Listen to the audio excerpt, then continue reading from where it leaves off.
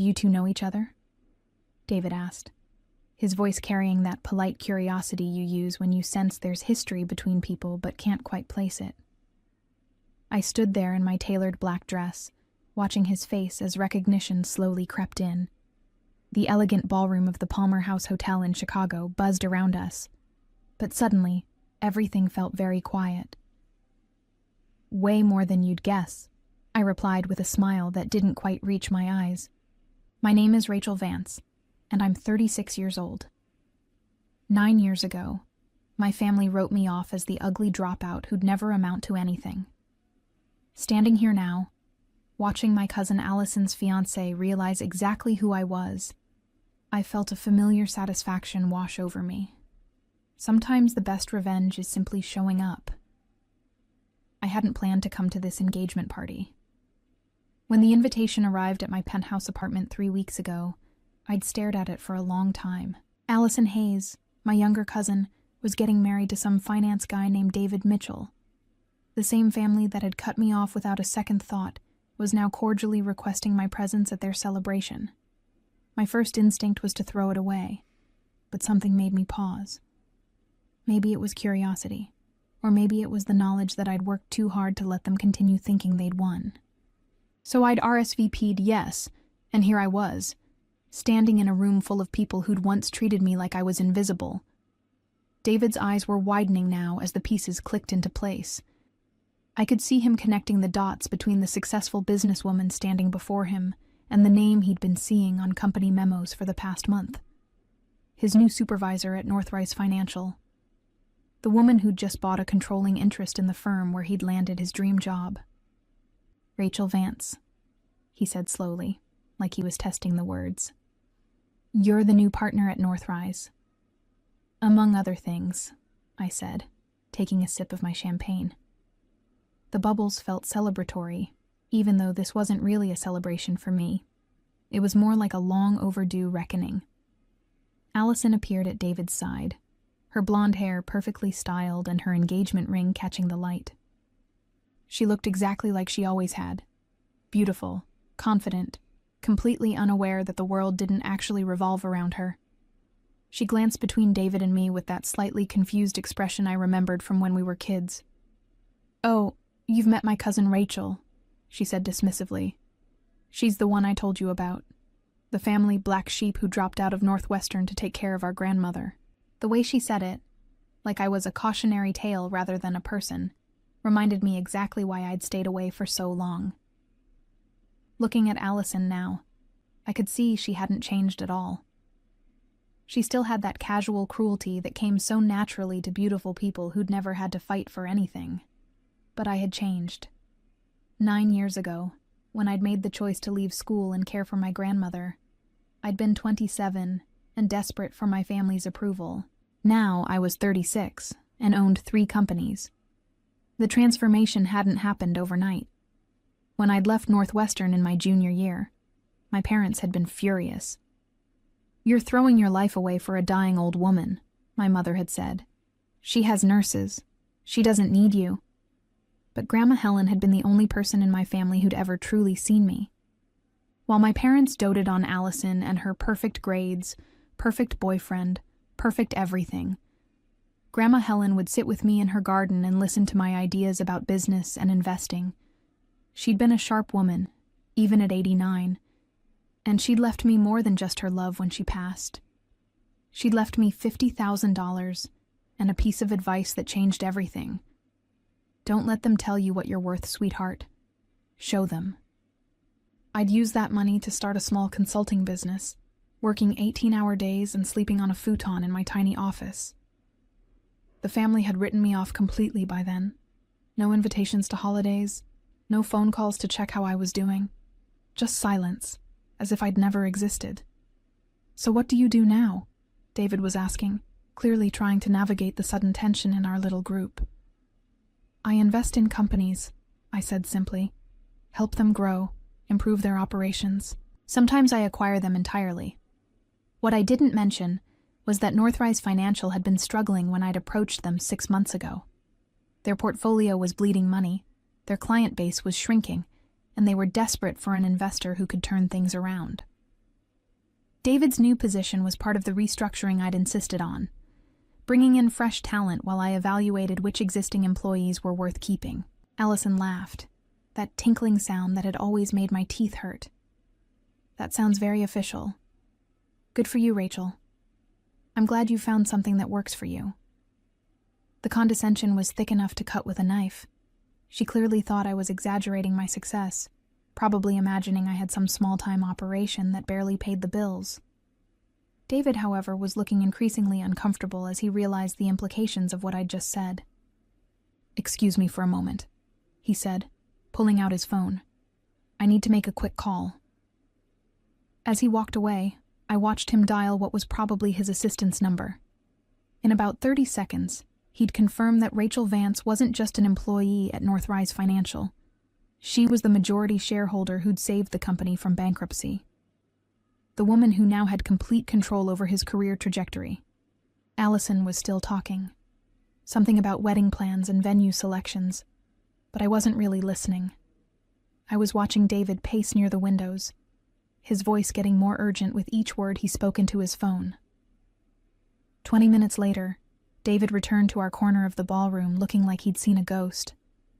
His face had gone pale, and there was a thin line of sweat at his hairline, despite the air conditioning. He approached us slowly, like a man walking to his own execution. "Rachel," he said, his voice carefully controlled, "could I speak with you privately for a moment?" Allison looked between us with growing confusion. "What's going on?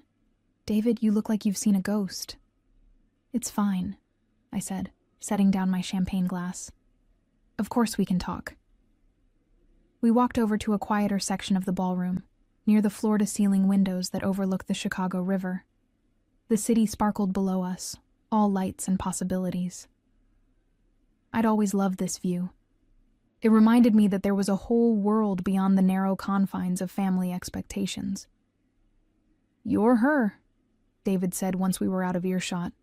"You're the investor who bought into Northrise, the one who's been restructuring everything." "I am," I confirmed, watching his face carefully. He looked like he was trying to solve a complex equation in his head. "When I took this job, they told me the new partner was brilliant, revolutionary, someone who'd turned around 3 other companies in the past 5 years. He ran a hand through his hair. "They never mentioned you were related to my fiancé." "Small world," I said with a shrug. "Chicago's not as big as people think." The truth was, I'd known exactly who David Mitchell was when his resume had crossed my desk 2 months ago. Allison had been posting about her new boyfriend on social media for over a year, and I'd recognized his name immediately when our headhunter recommended him for the senior analyst position. He was talented, I'd give him that. His credentials were impressive, and his previous work showed real promise. But I'd also known that hiring him would eventually lead to this moment. The moment when my family would have to confront the fact that the ugly dropout they'd written off had become someone they couldn't ignore. "Listen," David said, lowering his voice. "I want you to know that I had no idea about your family situation when I proposed to Allison, and I certainly didn't know about your connection to Northrise when I took the job." "I know," I said. "This isn't about you, David." "Not really. Then what is it about?" I looked back across the ballroom to where Allison was chatting with a group of her friends, probably complaining about how long we'd been talking. She looked so confident, so sure of her place in the world, so certain that everything would always work out in her favor. "It's about truth," I said finally, "and consequences, and the fact that sometimes the people you write off are the ones who end up writing your story." David's phone buzzed, and he glanced down at it. From his expression, I could tell it was probably another message from his assistant or someone at Northrise, confirming what he already knew. His entire future was now in my hands. The next hour passed in a strange sort of dance. David returned to Allison's side, but I could see the tension in his shoulders, the way he kept glancing in my direction when he thought no one was looking.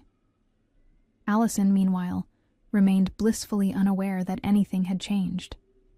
She was in her element, showing off her ring and accepting congratulations from friends and family members I hadn't seen in years. I mingled carefully, reacquainting myself with relatives who seemed genuinely surprised to see me. Most of them had clearly forgotten I existed, which wasn't particularly surprising. When someone becomes inconvenient to your narrative, it's easier to simply erase them from memory. Rachel Vance? My Aunt Patricia appeared at my elbow, her eyes wide with surprise.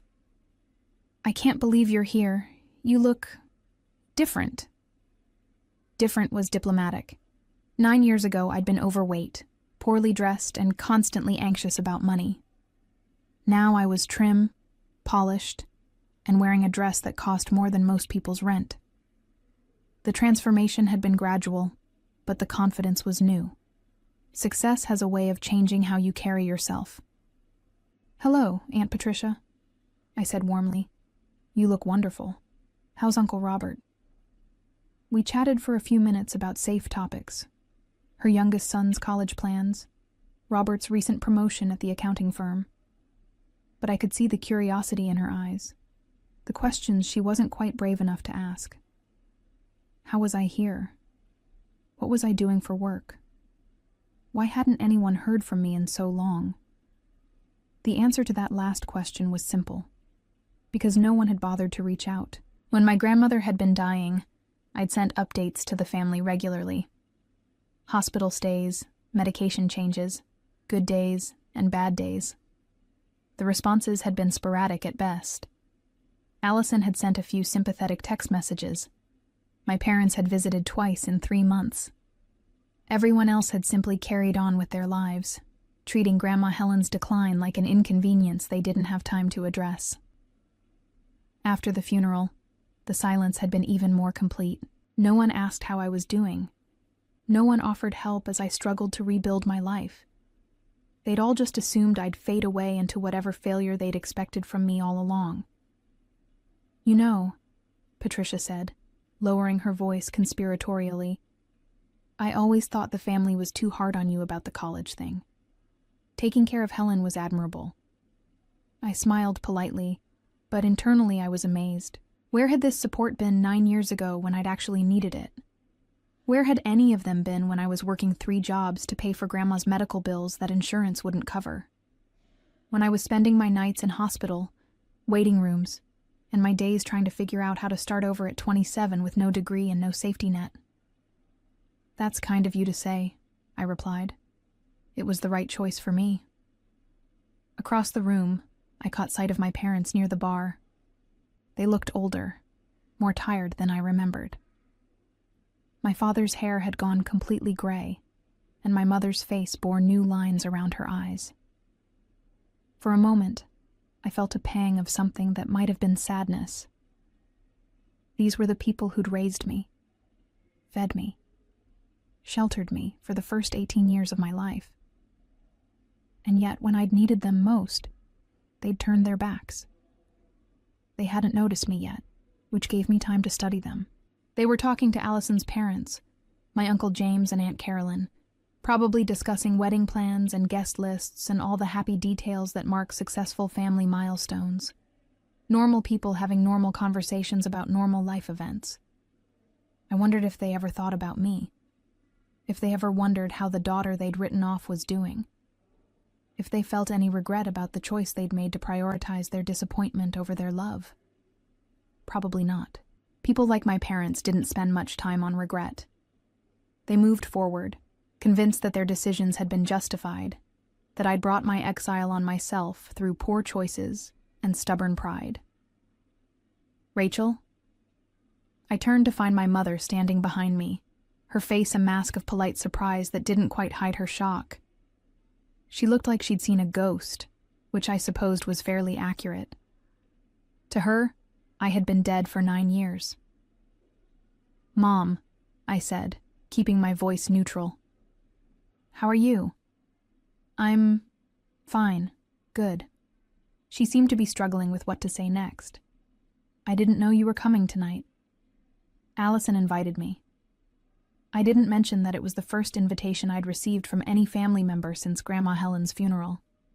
No point in making this more awkward than it already was.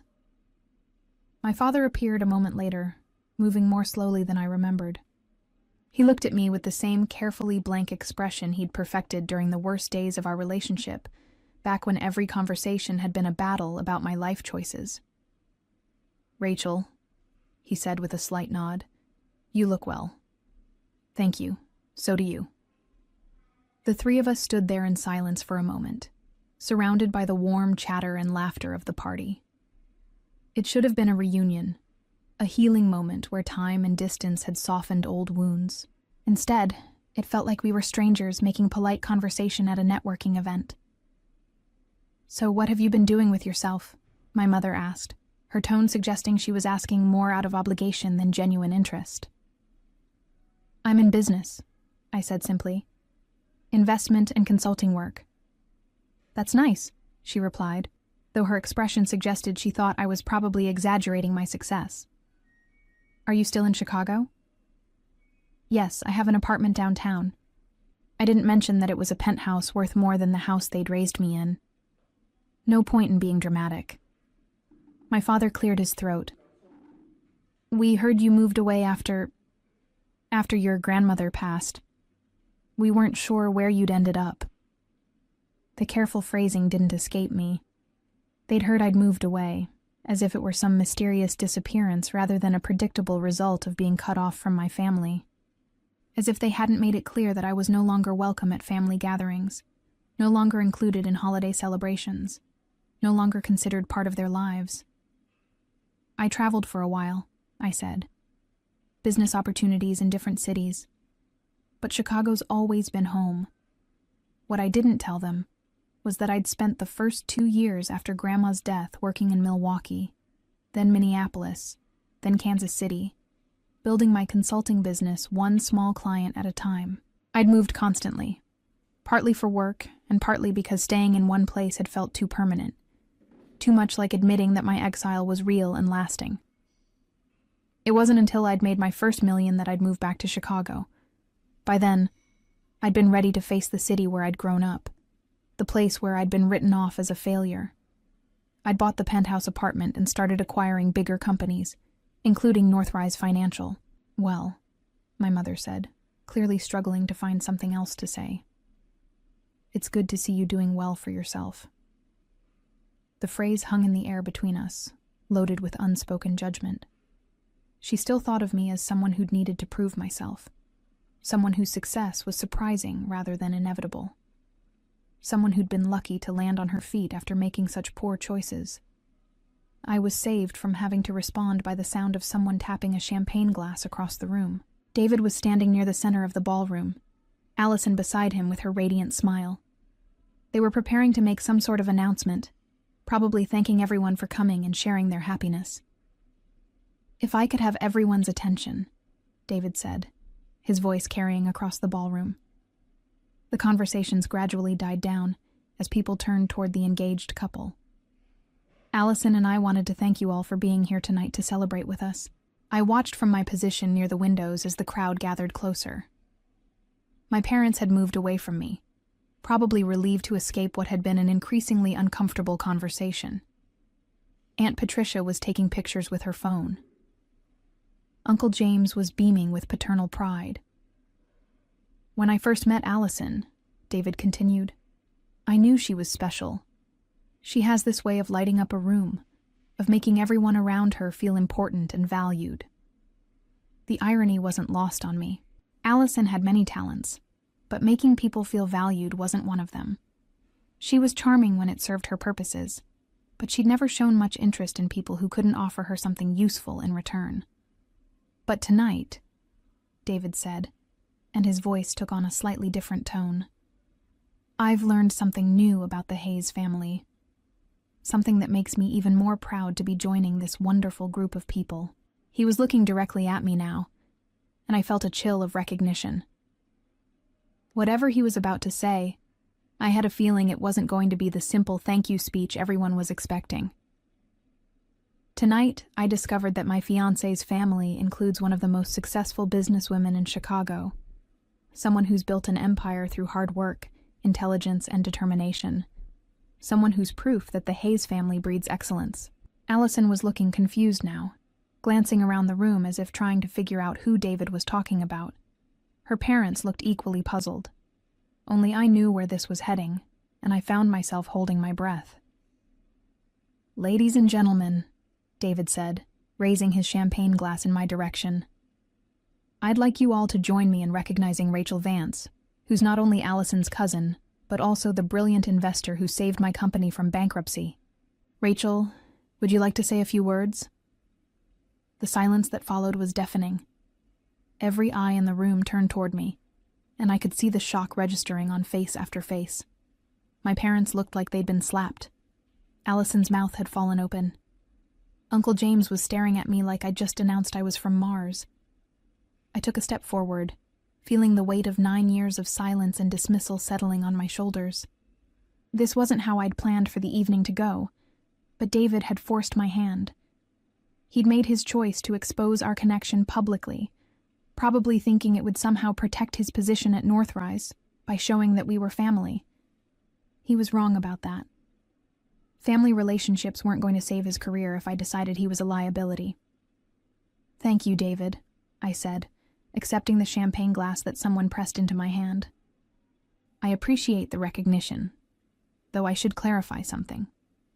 I didn't just invest in Northrise Financial, I own it. Controlling interest, full operational authority." The second wave of shock was even more pronounced than the first. David's face went pale as he realized what I'd just revealed. Not only was I his new boss, but I had complete power over the company's direction, including personnel decisions. "As for saving it from bankruptcy," I continued, my voice carrying clearly across the silent room, "well, let's just say that sometimes the best investments are the ones where you can see potential that others have overlooked. Companies, like people, often have more value than their previous circumstances might suggest." I raised my glass slightly, meeting the eyes of various family members who were still processing this information. "To new beginnings," I said, "and to never underestimating the quiet ones." The toast was met with scattered, uncertain applause and a lot of uncomfortable murmuring. I could see people pulling out their phones, probably Googling my name and Northrise Financial to confirm what I'd just told them. In about 30 seconds, they'd find articles about the acquisition, business profiles mentioning my other companies, and financial reports that would make it very clear that the ugly dropout had become something they'd never expected. David was still standing there holding his champagne glass, but his hand was shaking slightly. Allison had moved closer to him, her confusion now mixed with something that looked like anger. She'd always hated being upstaged, and I'd just turned her engagement party into my own personal revelation scene. "Excuse me," I said to the room in general. "I think I need some air." I walked toward the exit, knowing that behind me the party was erupting into excited whispers and urgent conversations. Let them talk. Let them process. Let them realize that the person they'd written off as worthless had been building something remarkable, while they'd been busy forgetting she existed. The hotel's terrace was empty except for a few smokers, and I found a quiet corner where I could look out over the Chicago River. The city looked beautiful from up here, all twinkling lights and endless possibilities. I pulled out my phone and made a quick call to my assistant. "Jessica, it's Rachel. I need you to prepare some paperwork for Monday morning. Transfer orders for David Mitchell. I want him moved to our Akron office immediately." "The David Mitchell who just started in the senior analyst position?" Jessica asked. She was efficient and discreet, which was why I paid her well. "That's the one. Make it effective Tuesday. And Jessica, make sure the transition is handled professionally. No drama, no explanations beyond the business need for restructuring." "Understood. Anything else?" "That's all for now. Thanks." I hung up and stood there for a moment, listening to the sounds of the party continuing inside. In a few minutes, I'd go back in there and face whatever family drama was waiting for me. But first, I wanted to savor this moment of quiet satisfaction. David had forced my hand by making our connection public, but he'd also given me the perfect opportunity to demonstrate exactly how much power I now wielded. By Monday, everyone in that room would know that I wasn't just successful, I was untouchable. When I returned to the ballroom, the atmosphere had shifted completely. Small groups of people were clustered together in intense conversations, and I caught fragments of whispered discussions as I passed. Always knew there was something different about her. Mother must be mortified that they cut her off. Heard she owns 3 companies now. David looked like he was going to be sick. My parents were standing near the bar with Uncle James and Aunt Caroline, all 4 of them looking like they were in crisis management mode. Allison was nowhere to be seen, but David was standing alone by the windows, staring out at the city with the expression of a man watching his life implode in real time. I approached him slowly, giving him time to notice me coming. When he turned around, his face was a mix of panic and desperate hope. "Rachel, we need to talk," he said urgently. "About what you said up there. About Northrise." "What about it?" "You can't. My job isn't in jeopardy because of family drama, is it?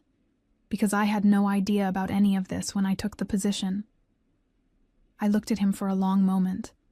This man who'd gotten engaged to my cousin without knowing anything about her family history, who'd taken a job at my company without bothering to research who owned it, who'd just publicly announced our connection without considering the consequences.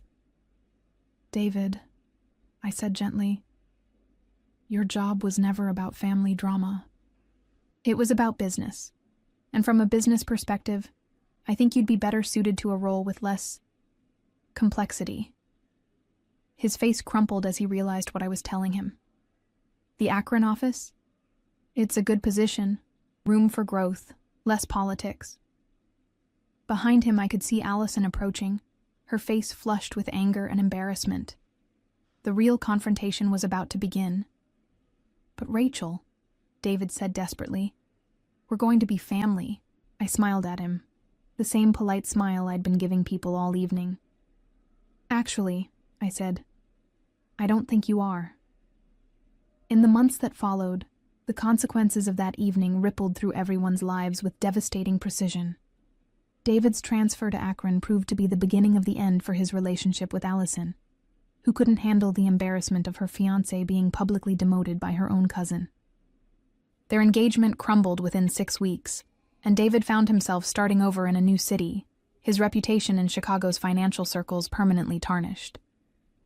My parents and the rest of the family tried desperately to reconnect with me, sending emails and leaving voicemails that I never returned. They'd had 9 years to reach out when I needed them. Now that I didn't, their sudden interest felt hollow and transparently self-serving. Allison, stripped of her perfect life narrative, struggled to explain to her social circle how the family failure had become more successful than any of them. The confidence that had always defined her began to crack, and she eventually left Chicago entirely, unable to live in a city where everyone knew the story of her downfall. As I sit in my office now, looking out over the Chicago skyline that I once thought would never be mine to command, I find myself thinking about revenge and how it rarely unfolds the way we imagine it will. I'd never actually planned to destroy anyone. I'd simply focused on building something they couldn't ignore, becoming someone they couldn't dismiss. The real revenge, I realized, hadn't been in taking David's job or exposing my family's cruelty. It had been in becoming so successful that their opinions of me no longer mattered. Sometimes the best revenge isn't about making others suffer. It's about making yourself untouchable